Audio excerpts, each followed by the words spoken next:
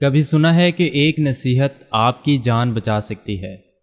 کبھی سوچا ہے کہ جو چیزیں ہمیں بچپن میں بے وجہ لگتی ہیں، دراصل وہ خون جما دینے والے تجربات کا نچوڑ ہوتی ہیں۔ آج آپ ایک ایسے ٹرک ڈرائیور کی کہانی سننے جا رہے ہیں جسے اس کے باپ نے معمولی سی بات پر سختی سے ڈانٹا اور پھر ایک ایسا راز بتایا جو اس کے دادا کی موت کا سبب بنا تھا۔ یہ کہانی ہے پہاڑوں کے بیچ سنسان پہاڑی راستوں پر چلتے ایک ٹرک کی، جہاں ایک ڈرائیور اکیلے تنہائی میں ایک پرانے بند پڑے پیٹرول پمپ پر بریک لگاتا ہے، اور وہاں ایک عورت کی پر اسرار سرگوشیاں، قدموں کی چھاپ اور دروازے پر دستک اسے ایسے خوف میں مبتلا کرتی ہے کہ وہ چیخ اٹھتا ہے۔ یہ صرف خوف نہیں تھا، یہ اس بات کا ثبوت تھا کہ بعض جگہیں واقعی ناپاک ہوتی ہیں اور وہاں رکنے کی قیمت جان سے ادا کرنی پڑتی ہے۔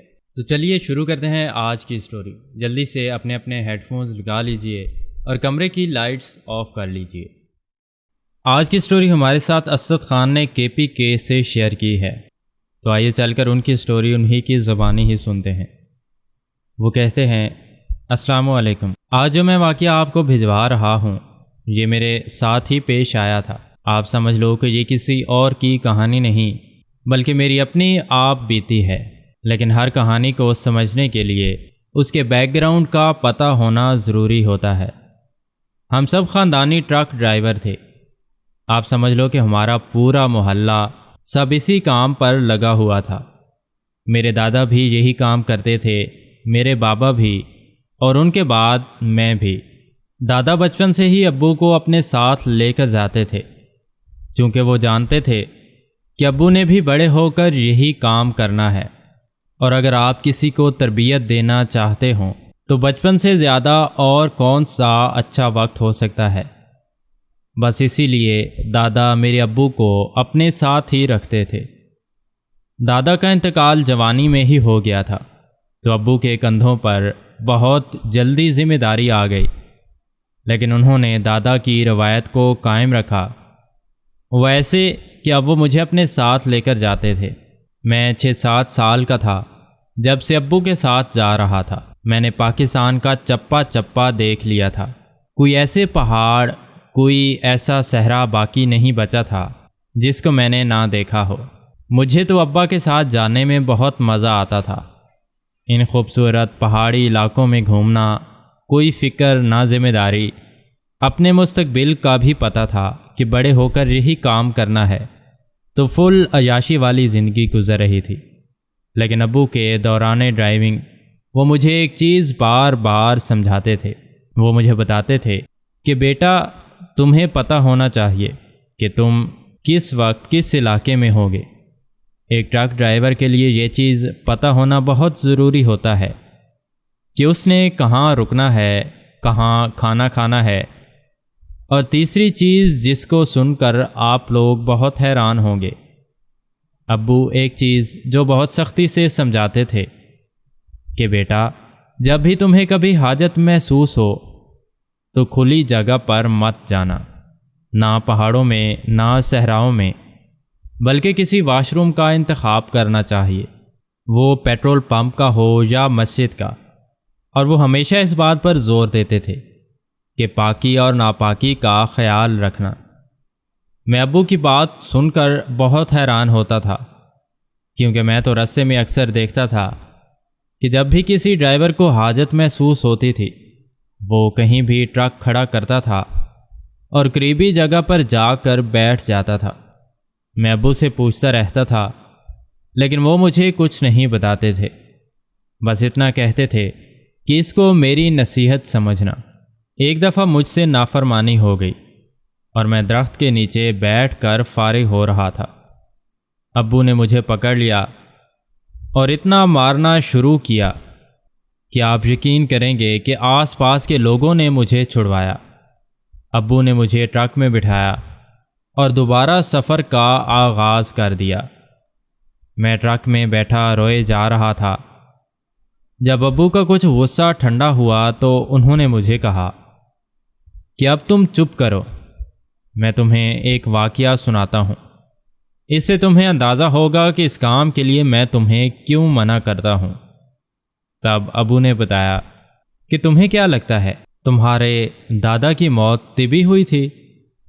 میں بغیر کوئی جواب دیے ان کی باتیں سن رہا تھا۔ انہوں نے بتایا کہ بیٹا، جب بڑے کوئی چیز سمجھاتے ہیں تو اس کے پیچھے کچھ وجوہات ہوتی ہیں، اور ہمارا تجربہ ہوتا ہے جو تم بچوں کے آگے کام آتا ہے۔ ابو نے بات کو آگے بڑھایا اور بتانے لگے کہ اس طرح کی غلطی تمہارے دادا سے بھی ہو گئی تھی، اور تمہارے دادا کو اس غلطی کے بہت سنگین نتائج بھگتنے پڑے جو آخر کار موت پر جا کر ختم ہوئے۔ ابو نے بتایا کہ ایک دن کی بات ہے، جب میں تمہاری عمر کا تھا تو تمہارے دادا کے ساتھ ٹرک پر جا رہا تھا۔ اچانک رستے میں تمہارے دادا نے ٹرک روک لیا اور حاجت کے لیے قریبی درخت کے نیچے چلے گئے۔ جب کافی دیر تک وہ واپس نہ آئے تو میں ان کو دیکھنے کے لیے چلا گیا۔ جب میں تھوڑا دور گیا تو دیکھا کہ تمہارے دادا درخت کے نیچے بے ہوش پڑے ہوئے تھے۔ میں نے آس پاس کے مقامی لوگوں کو اکٹھا کیا اور ہم سب مل کر تمہارے دادا کو قریبی بستی میں لے گئے۔ ان کو ہوش میں لانے کی کوشش کی گئی۔ جب وہ ہوش میں آئے تو عجیب زبان میں الٹی سیدھی باتیں کر رہے تھے۔ سب مجھ سے پوچھنے لگے کہ آخر ان کے ساتھ ہوا کیا ہے؟ تو میں نے بتایا کہ اس طرح یہ حاجت کے لیے گئے تھے، بس اس کے بعد سے یہ بے ہوش پڑے ہیں۔ وہاں کے مقامی لوگوں نے اپنا سر پکڑ لیا اور بتانے لگے کہ بیٹا، یہ جگہ بہت خطرناک ہے۔ خطرناک اس لحاظ سے کہ یہاں پہ نیک جنات کا قبضہ ہے، اور اگر کوئی یہاں ناپاکی کر دیتا ہے تو وہ پھر اس کو نہیں چھوڑتے۔ ابو یہ واقعہ سنا رہے تھے اور میں بغور سن رہا تھا۔ تبھی ابو نے مجھے مخاطب کرتے ہوئے کہا، بیٹا، میں نے تمہارے دادا یعنی اپنے باپ کی ایسی حالت دیکھی تھی کہ جس کو آج بھی میں سوچتا ہوں تو کئی دن سو نہیں پاتا، اور وہ چیزیں میرے خواب میں آتی ہیں۔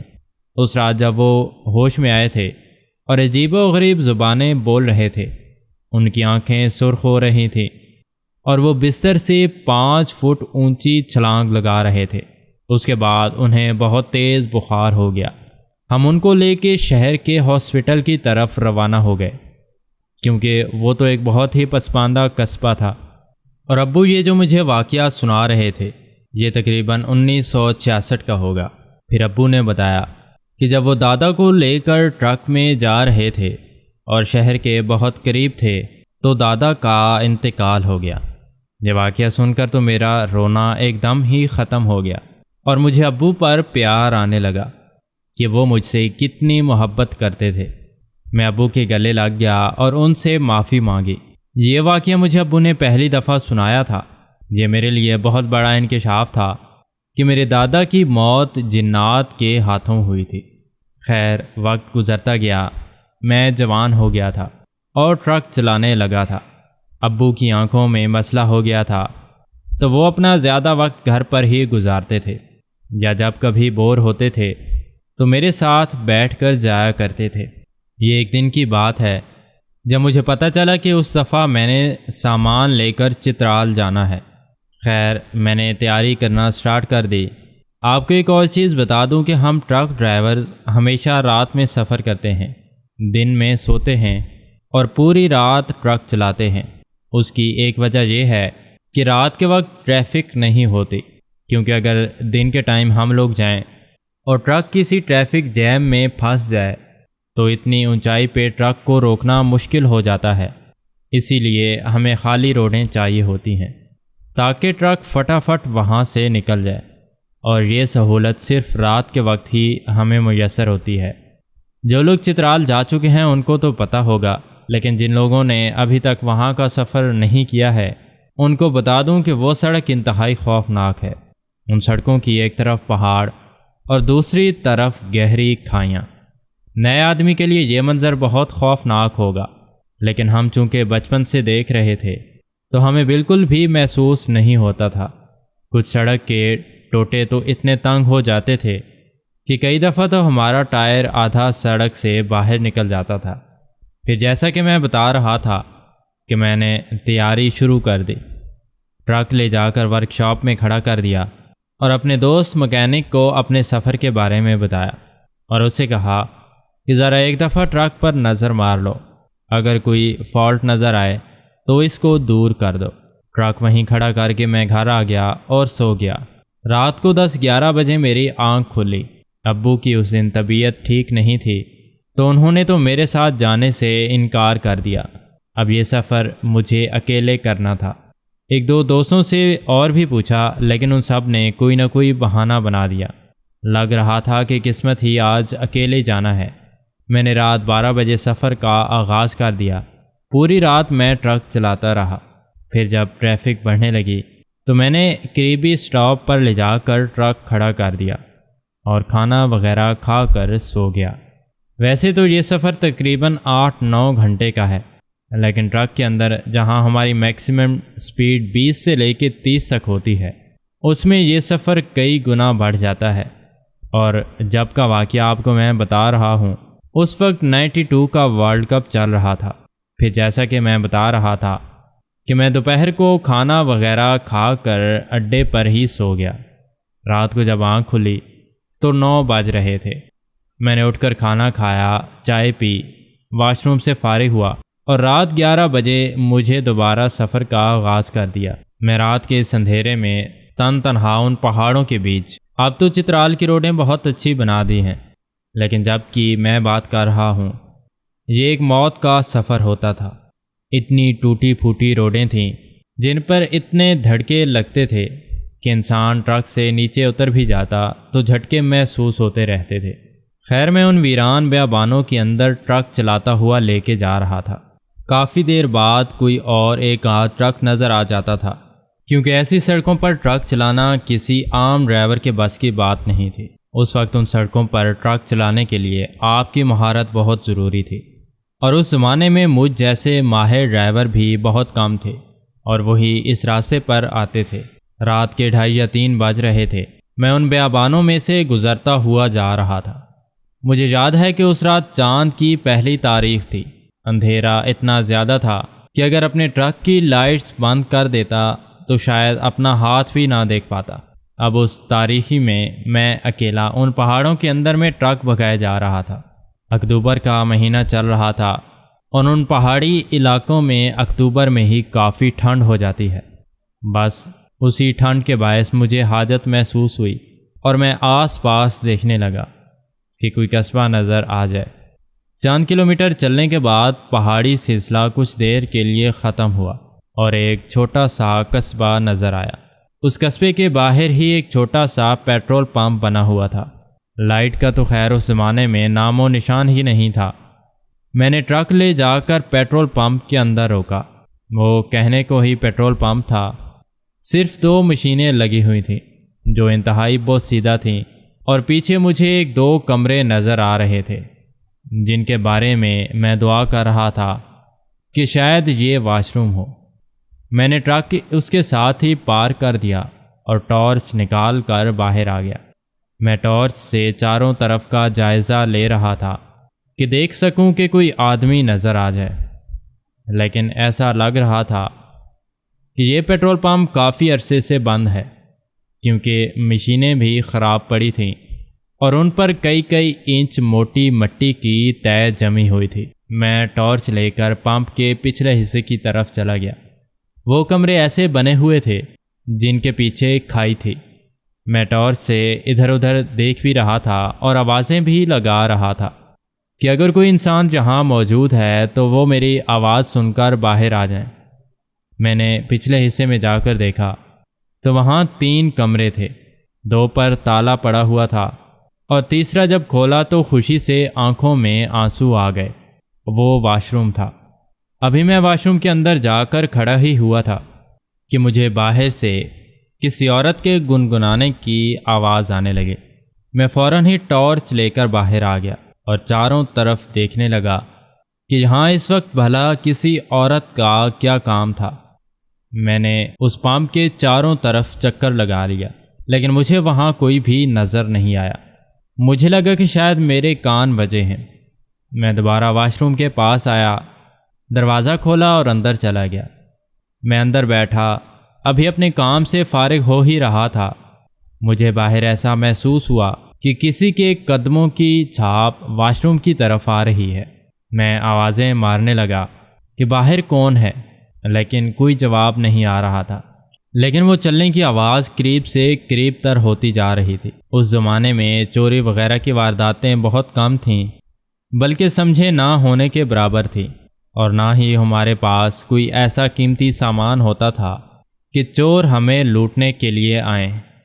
وہ چلنے کی آواز جتنی زیادہ میرے قریب آ رہی تھی، میرے پسینے بہنے لگے تھے۔ وہ واش روم کا دروازہ تھوڑا سا نیچے سے ٹوٹا ہوا تھا، پھر ایسا لگ رہا تھا کہ جو بھی باہر تھا وہ چلتے ہوئے میرے واش روم کے باہر ہی آ کر کھڑا ہو گیا۔ میں نے ڈرتے ڈرتے ٹارچ کا رخ اس طرف کیا تو مجھے وہاں کسی کے پیروں کے سائے محسوس ہوئے۔ ایسا لگ رہا تھا کہ کوئی بالکل باہر ہی کھڑا ہے۔ میں بس ابھی اٹھ کر بھاگنے کے لیے تیار ہی ہو رہا تھا کہ کسی نے دروازہ کھٹکھٹایا۔ رات کے اس سناٹے میں، پہاڑوں کے بیچ میں، خوب اندھیرے کے اندر، میں ایک پرانے بوسیدہ پیٹرول پمپ کے انتہائی تاریک واش روم میں پھنسا ہوا تھا، جہاں مجھے باہر کسی کے چلنے کی آواز آ رہی تھی، اور اب کوئی میرا دروازہ کھٹکھٹا رہا تھا۔ میری ڈر کے مارے یہ حالت تھی کہ میں اونچی اونچی چیخیں ماری جا رہا تھا کہ میرے پاس پسٹول ہے، میں گولی چلا دوں گا، لیکن باہر سے کوئی جواب نہیں آ رہا تھا۔ وہ جو کوئی بھی باہر تھا وہ دروازہ مسلسل کھٹکھا رہا تھا۔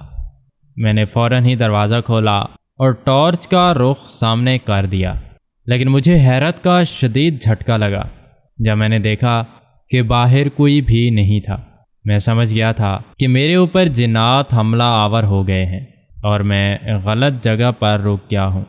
اس کی ایک وجہ یہ تھی کہ وہ جو کوئی بھی باہر تھا وہ اتنی جلدی تب ہی غائب ہو سکتا تھا کہ اگر وہ کھائی میں چھلانگ لگا دے، اور وہ کھائی ہزاروں فٹ گہری تھی۔